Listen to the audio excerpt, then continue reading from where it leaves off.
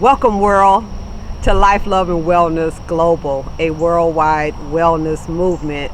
I am Reverend Sandy Rogers, and as the creator of this historic event, it is my pleasure to welcome you.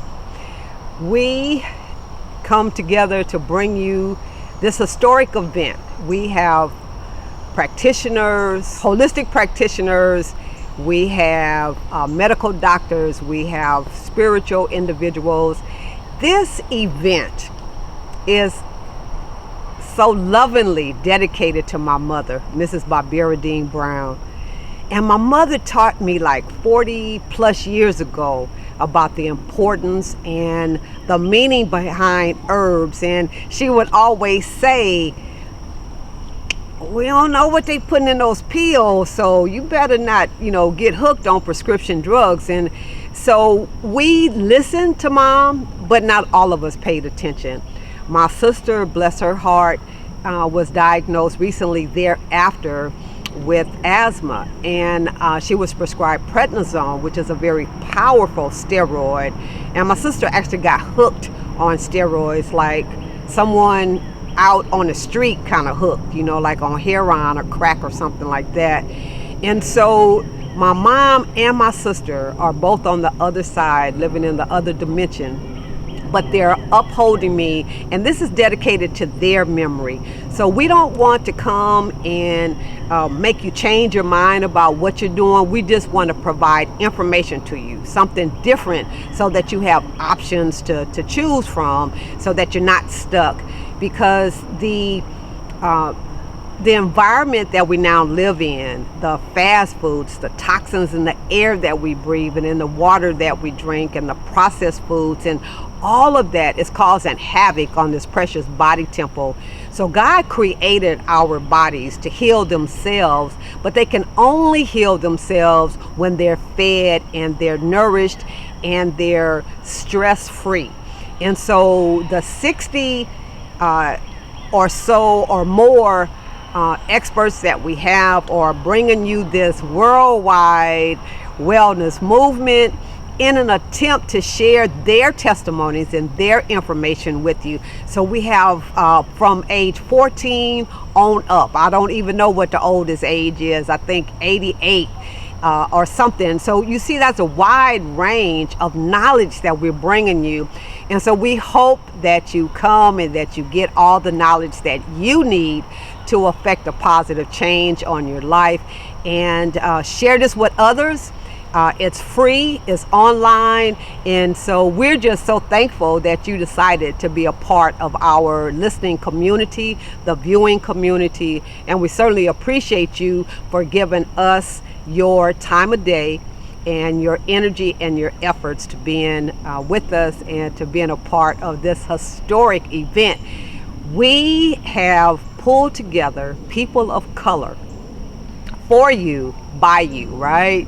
So we want to make sure that you understand that we too, melanated people with color, can enjoy, practice, and participate in some of these modalities that others have been doing for centuries, and that is pretty new to our community.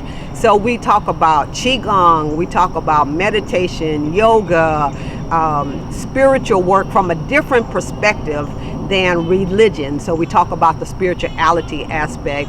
We talk about abuse in the families. We talk about all kinds of subjects because we know that in our communities there are layers and layers and layers and layers of stuff that we never talk about that's causing a negative effect on our bodies and its healing process. So we address it, whatever it is, and we hope that you will benefit from the many experts that we have, and that you walk away with lots of knowledge and lots of new information, and that you become fully empowered to share information with others. So thank you for being with us. We love you and we bless you, and we look forward to doing this again. But thanks for being here with the first one. We appreciate you. Life, love, and wellness. Life, love, and wellness.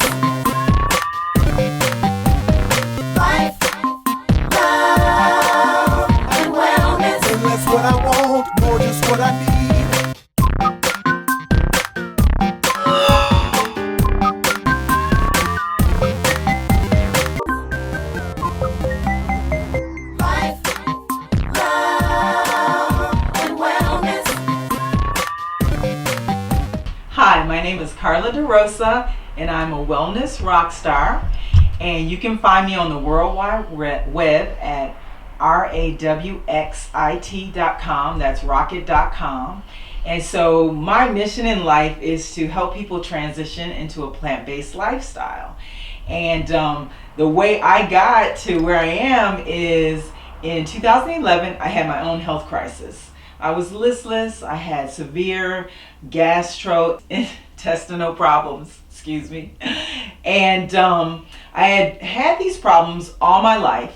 And what I realized that I had systemic candida throughout my body. Typically we think of candida as just being like vaginal, like a yeast infection, but it could be anywhere. It could be in your brain, it could be in your gut, and mine was in my gut. And so I went raw for 10 days and all my symptoms went away. A lifetime of symptoms went away in 10 days of doing raw. And I had a very knowledgeable coach to help me navigate and learn how to apply raw food principles to my life and allow my body to heal in that short period of time. So I continued to be 100% raw for 4 months, and then after that 6 months I went to like 80-20, 80% raw, 20% cooked, and now 5 years later, 5 or 6 years later, I'm at about 50-50.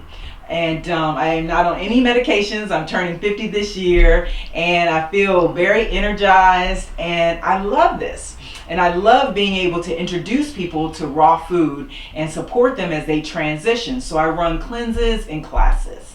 And so today I want to talk to you about what I think is the most important part of raw food. So what I think is the most important part of raw food is greens. How to incorporate greens. And so when I'm teaching people, I'm teaching them green smoothies, I'm teaching them what to do with young greens, mature greens.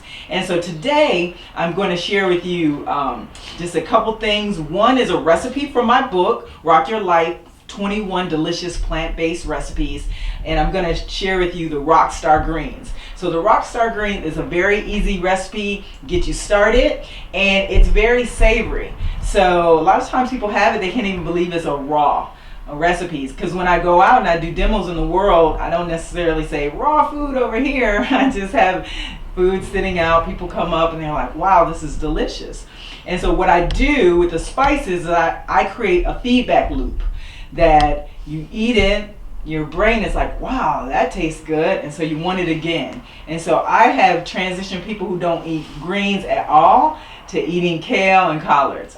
People on the street stop me and say, you know, if it wasn't for you, I would have never eaten kale. Now I eat kale. I thought it was a garnish. So I'm going to talk you through Rockstar Greens, and also I'm going to talk to you about a special herb that I use for my clients and students called moringa, which is a powerful superfood. So 2 greens that can help you fill up your nutritional deficits so you don't feel hungry, so you have everything you need and you have energy. All right, so now we're gonna go into the Rockstar Greens. So here in the Rockstar Greens, I am gonna use kale. This is Siberian kale. And also I'm gonna use collards. So these are all mature greens. And so one of the things I notice when people are using greens, that they will take the stems off or cut the stems off. Remember, you're buying food by the pound, and the stems are the heaviest part. The stems are actually where you're pulling the minerals and nutrition out of the ground. So if you take all the stems off, then basically you're cutting out a lot of the water, a lot of the minerals, and you're just left with the leaf. And the leaf is the most tender part, so I understand why people are attracted to it, but it is more like this panel. It's like the solar panel. It doesn't hold as many nutrients as the stem. So when I am taking the edges of the stem, I just take a little portion off like that, and I leave all of my stem, right? So that you get that food that's actually in the stem. And I'm using the stem by cutting it very thin, so people hardly even know that the stem is in the recipe. A lot of times they're like, well, the stem is too thick to eat. No, if you do your work on the cutting board, then it won't be too thick to eat. And so basically I'm going to do about half of this recipe, because this recipe that's in the book, it makes a lot. So this is about half. So you're going to use about a half a pound in the recipe, which is about 10 leaves. So I'm using about 5 or 6 nice sized leaves. I am really cutting them very finely. The more work you do on the cutting board, the less you have to do in your mouth. And so people always challenge if humans are designed to eat greens, if we're designed to be vegetarians. And so I'm not a vegetarian myself. I'm plant positive, primary plant eating whole foods. I do think eating plants is primarily what human beings should be doing to support their body. And my proof is that we have all these molars. And so if we didn't have jobs and tapings and filmings and appointments and school, like all the other animals, we'd be sitting around chewing our greens, right? Like deer and cow. And so I'm using the cutting board to get that process started. So everybody should be eating greens, chewing about 40 to 50 bites per forkful, right? And that's going to break down the leaves so you have access to all those micronutrients. So what you really want in terms of micronutrients are the amino acids, because that leads me to another question. They're like, well, if you don't eat meat, where do you get your protein? So you might not be able to tell, but I'm extremely muscular. And where I get my protein from is not meat, not a complete protein, is that I make my own protein. When you have enough amino acids, when you have what they call the essential amino acids, you actually make protein in your body. So your body is a protein making machine. No one ever tells us that. It's like, oh, you gotta have protein, you gotta have complete protein, or you'll be protein deficient. So think about it, when we drop off the care packages, no one's ever dropping off beef jerky. Like that's not that's not the thing. So what we need is amino acids. We need greens. And by the way, many of the countries that used to accept those care packages, now they're propagating their own moringa. They don't even fool with that. So greens can provide what we need. All right, so I'm gonna keep it moving. So now we have our leaves shredded, nice small pieces of leaves. And one of the good things about making it small is that it's gonna now capture the flavors of your seasoning. Very simple recipe. We're going to add a little bit of olive oil. So we definitely have to be careful with our oils. So you know, heart disease is the #1 killer of Americans. And it's growing for other populations around the world that are trying to keep up with Western lifestyle. So one of the things we heavily lean into is vegetable oil. What is that? It's a mystery mixed omega-6 rich oil that really doesn't agree with the body. And so I always recommend that we are very particular about our oils. We don't heat up oils unless they're saturated. This is from Bragg's. This is their organic olive oil, and it has a little bit of 3-6-9s. Human beings are designed to have omega-3s to omega-6 1-to-1. So in our standard American diet, our lifestyle, Americans have omega-6 to omega-3 at 20-to-1. And that's what's scraping up our arteries and causing heart disease and blockages. So even with the olive oil, we're only going to use 2 tablespoons, just enough to get the leaves wet. And since this is about half the recipe, I'm just going to do 1 tablespoon. So everything I'm going to half it. And so I'm just going to mix it. And so if you're making food for other people, you might want to wear gloves. Well, when you're making it for yourself, you want to put your energy and your love into your food, and it makes it a lot more tasty and a lot more energized. So I'm just making sure that every piece of leaf is moist with the oil. We don't want to overdo it with the oils. Even the good oils causes our arteries to temporarily relax. And so when they go back to straighten out, again, that causes scar tissue. So we want to use very little oil in our recipes. Next, we're going to use nutritional yeast. The recipe calls for about 3 tablespoons, so I'm going to put a little bit less than that. I rarely measure. Garlic powder. Recipe calls for 1 tablespoon, so I'm going to put about half of that. And be careful with your garlic powder, because garlic powder can be very, very hot if you use too much. Take it from me, I know. Onion powder, about the same amount. Recipe calls for 1 tablespoon. Put about half of that in. Okay. And we're going to top off our seasonings with Himalayan salt. So Himalayan salt is pink and red and brown. It has about 80 minerals. Please, please, please never use table salt. It used to be like this, and it was burned at 12,000 degrees to take out all the minerals. So it actually has no nutrition. We add iodine back into it to call it a food. But it causes high blood pressure, as you probably know. And it also is a poison to the body, and it causes inflammation. So we use Himalayan salt because the body is like, wow, all those minerals, it's got to be a food, and it assimilates it very well. And you only need a small amount. So the recipe calls for 1/2 teaspoon, so I'm going to even use less than that, right? Because we're halving this recipe. So once you get all your spices in, now you could go back to loving on your mixture. And so the point of this is to get all the seasonings to every single leaf, right? So every bite is kind of bursting with flavor. So I read this amazing book about the history of synthetic flavoring, and it talks a lot about Doritos and how we got hooked on junk food because our brain thinks we're going to get certain minerals. So we take a bite of one of those chips and we're like, ooh, we're going to get garlic, cumin, turmeric.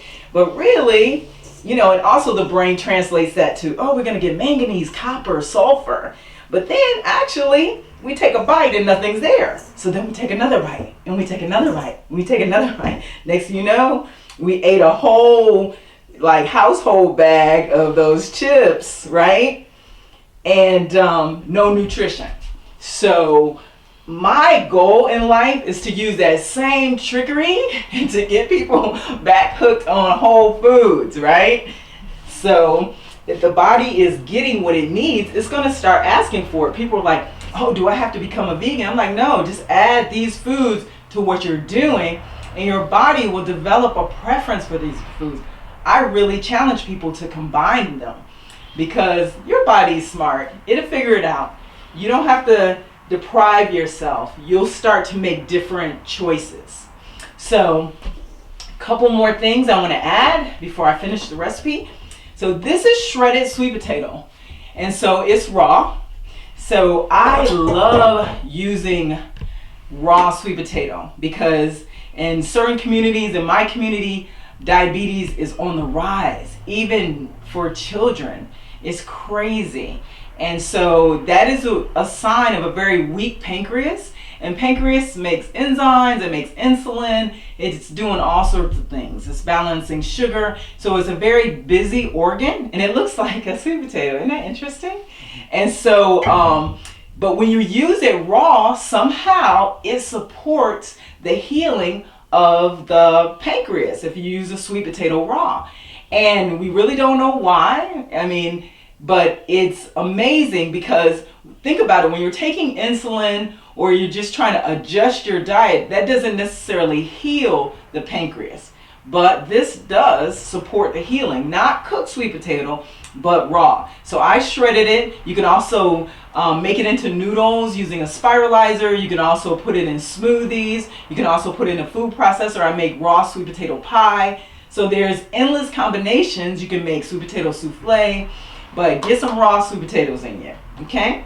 So the recipe calls for about 1/2 cup. So I'm just going to put a few in here. And then also a 1/4 cup of dry cranberries, okay? And I'm just going to mix it. And like I said, this recipe is in my book. Very easy. I was talking you through it, but if I wasn't talking, I probably could put this together in less than 10 minutes. So very, very easy, very filling, very tasty. I offer this at demos all the time, and I don't come back with any food because people just love it. They want to buy it. I'm like, no, it's free. It's a demo. They're like, I want more. So that's Rockstar Green. So an easy place to start to incorporate raw food in your life. And I want to give you one more tip. So we've been taught that we should have a low-fat diet, low-fat bull, no low-fat diets.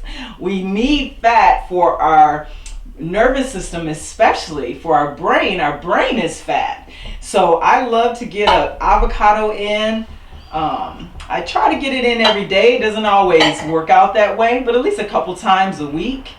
And one of the things I do to improve the taste and the nutrition of my avocado is that I will add moringa. So I promised you that I was tell you about moringa. So moringa is a herb, so you might be able to see it here.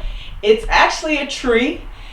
People refer to it as the tree of life. It's a very old tree, and so the root systems go deep. So it pulls out a lot of minerals. It has virtually all the minerals, about 80 minerals. There's about 93 minerals, and 80 of the minerals have been found in moringa.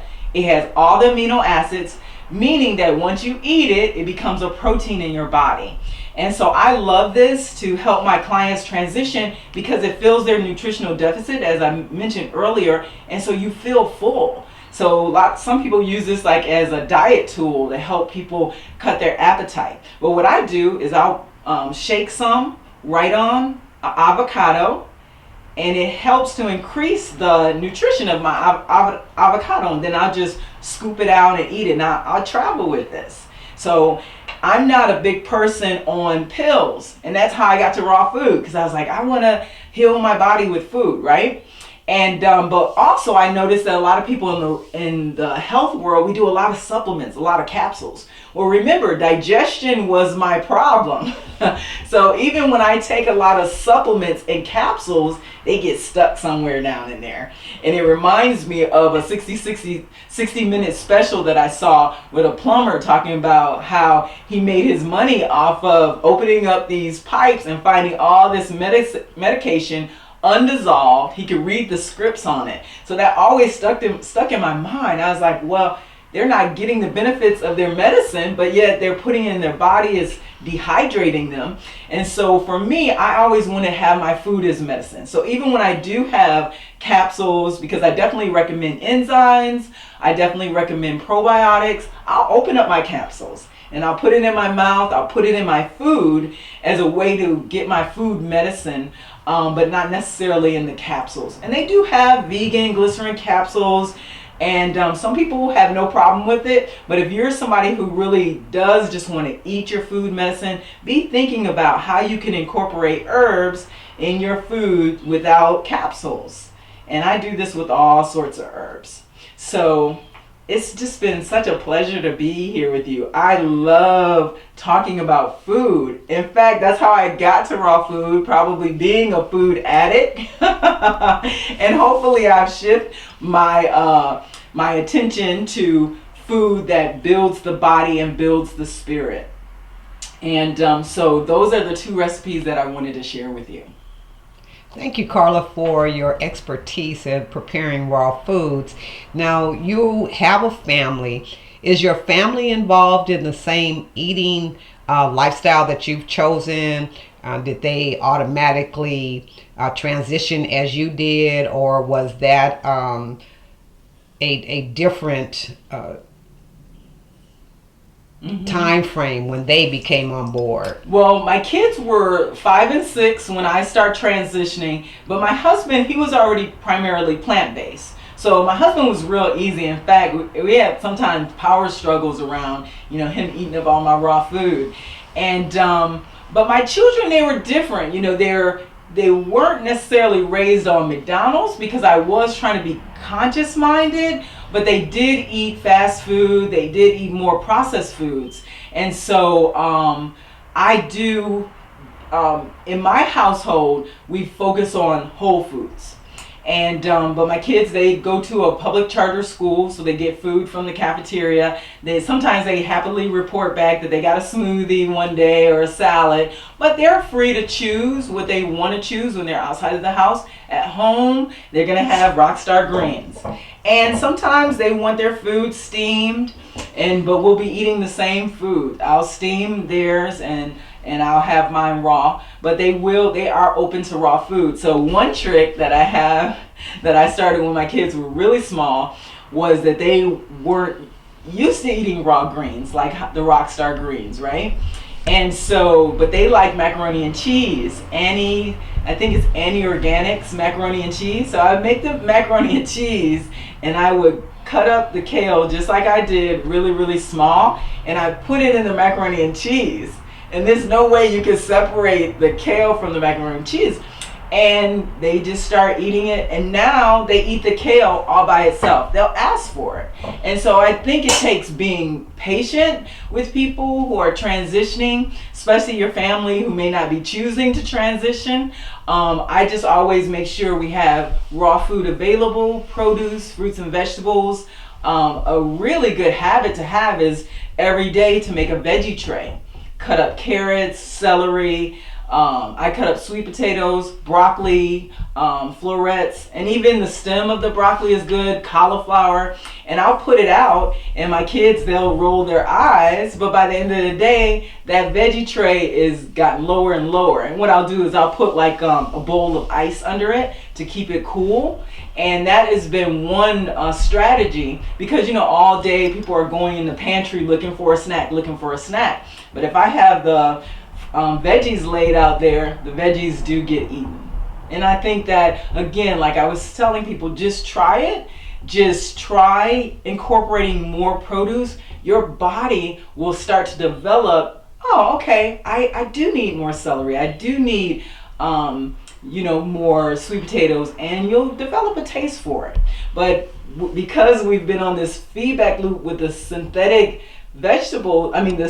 synthetic flavorings, it does take a transition. And that's why I love the concentrated flavors of dry seasonings. And I really do recommend organic dry seasonings, because just imagine you have a field of onions or garlics that they're spraying pesticides on them,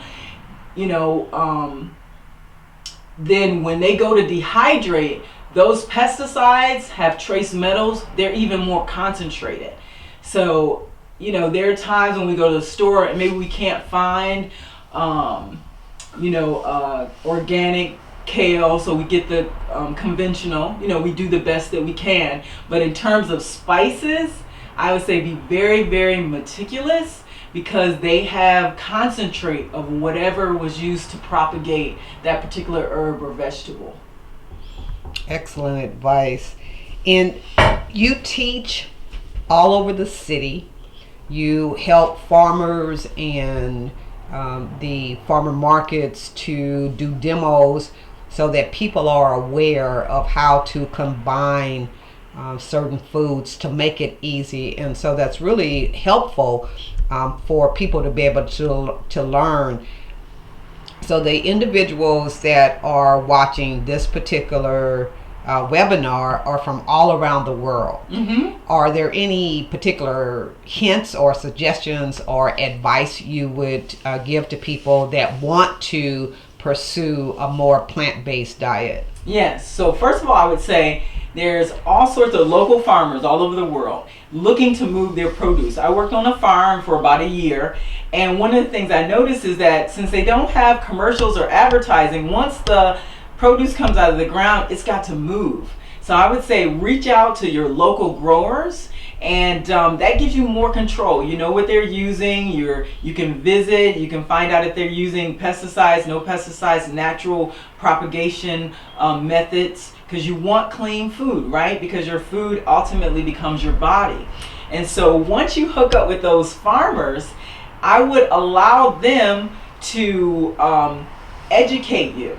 So they have something called CSAs, community I think it's called community service agriculture or something like that. But anyway, what it is that you purchase a box. Systematically, you get produce, and you're going to get different things in there. You're going to get beets, you're going to get turnips, you're going to get celery, you're going to get things that you might not go when you go to the big box stores. We have a tendency to say, oh, okay, I learned how to make this spinach smoothie, so we make this spinach smoothie over and over again. But every single piece of produce has phytotoxins. So it has phytonutrients, plant nutrients, but they also have plant toxins. So you can poison yourself by overdoing anything. And so I love, because I get a box from local farmers. It's a woman, she's a collective, she goes around to local farmers and she brings me stuff that I don't even know what it is. And it's great because it challenges me to research the produce, to try it out, and if I bought it, baby, it is not going to waste, right? I am going to work with it. And that's one of the things too, is that we'll buy fresh produce, but we'll also buy a lot of the processed foods. And the next thing you know, we're throwing out the produce because we've been preferring the processed foods. So I'm saying eliminate or minimize the processed foods, focus on the fresh produce, and allow their short shelf life to support you in using them, using different produces. And again, once you start eating the different produce, your body is gonna be like, okay, that was pretty good, I like that. Like here, I shredded this sweet potato, I use it in my kale. I can also just put some seasonings and eat it by itself. I could put it in soup, I could put it in another salad with romaine lettuce. So I can use it many different ways. And so that's the thing, if you don't have it, if it's like this, it's just gonna sit around and grow leaves and grow eyes. So as soon as you get your produce, start preparing it and challenge yourself to use it before it's gone. Because every day it's exposed to a little bit of oxidation, it loses a little bit of nutrition. But if you go ahead and invest $20 in produce, then you have maybe 3 days. But now you're probably going to be more 60%, 70% whole foods than you ever were, right? So don't throw that produce away. Open your mind to buy different produce that you didn't know was there. Visit your local farmers. Make those plates. Make those veggie plates, right? Have it sitting out in bowls. Like I have this grapefruit, and I just have it on the table. And it reminds everybody in my house, take a grapefruit. And I have an apple one, I have an orange one. So that's the reminder, it's got to be out and it's got to be used. No throwaway food. Excellent, excellent. And just one quick note as far as produce being in season. Mm-hmm. When we have genetically modified crops, you can buy the same fruit or vegetable all year round. Mm-hmm. But organic fruits and vegetables have seasons where they're grown. So how important is that? Oh my gosh, that's very important.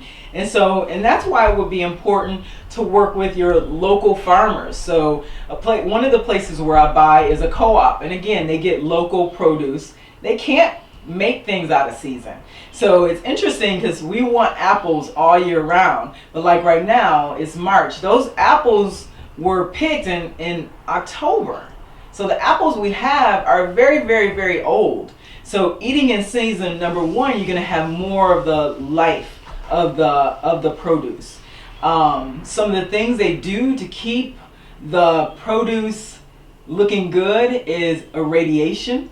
So we have been trained that when we go grocery shopping, that we look for the most brightest and the leafy greens without any bug bites. But honestly, it's the opposite. If it has a bruise, it lets you know that it's real. If you find an apple or let's say a pear and it looks good, I mean, if you come back 3 weeks later and it's still there, it's still going to look good. And that's because microorganisms and bugs won't eat it because it's full of pesticides and it's been irradiated. And so then you take that in your body. But if you're eating organic and you're eating in season, again, like I said, when it's at your home, you have a very short shelf life. But it really works a lot better with your body. you're getting the right pollen in the right times and the right seasons. You're getting good bacteria. When you're buying irradiated, conventionally grown food, it has no good bacteria. And so your gut bacteria gets diminished over time because you're not getting any, probiotics from your food. And so then you end up having to spend $50 to $90 on probiotics, when honestly those bugs were on your food if it was organically grown at some point. And that's why I'm very careful with even washing my food, not using chlorinated water but using filtered water, because the chlorine kills the bugs. So I love eating in season because especially like in the fall, there's heavier root vegetables that helps you stay warm.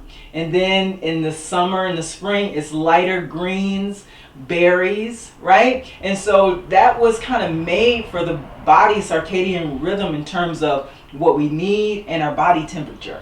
And so we do get stuck, like I gave the example of the spinach smoothie every day, but it works against us. Really, we were made to forage and find different food. So let's say in ancient times, if I found this sweet potato, a sweet potato patch, I eat the sweet potato greens and then I eat the sweet potatoes. I would have to wait 9 months for another sweet potato patch to grow, and it might not grow in the exact same place. And so if I had overeaten the phytotoxins, it allows it to run out of my body. If you have a spinach smoothie every day, I guarantee you over time you're going to get kidney stones. Oxalic acid, it's just too high. And we've gotten so used to just driving instead of foraging and eating in season that we can, even when we're paying a lot of money for our produce, we can get our bodies out of balance.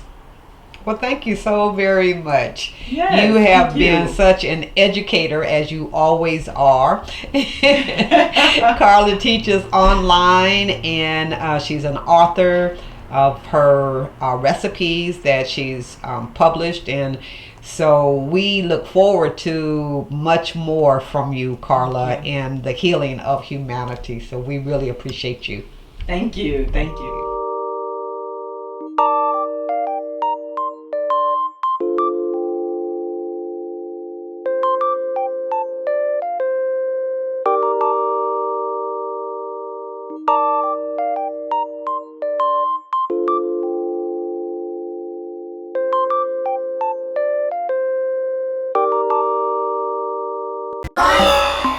Love and wellness. Life, love and wellness. Life, love and wellness. And that's what I want, more just what I need.